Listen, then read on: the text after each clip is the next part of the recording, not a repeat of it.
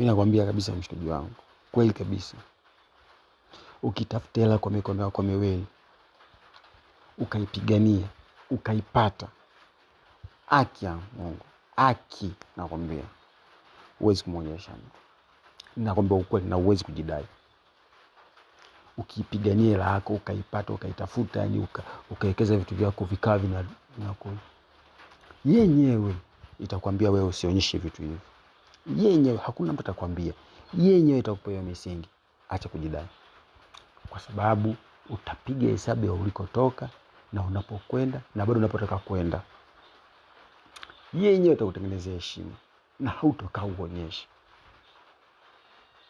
Sijui hao wengine wanaonyesha, ila mimi ninavyojua, ukitafuta hela kwa mikono yako miwili, ukaipigania, haki huionyeshi kwa mtu. Na utaishi simple life. Utaiheshimu hela na matumizi hayatakuwa makubwa. Mimi ninakwambia.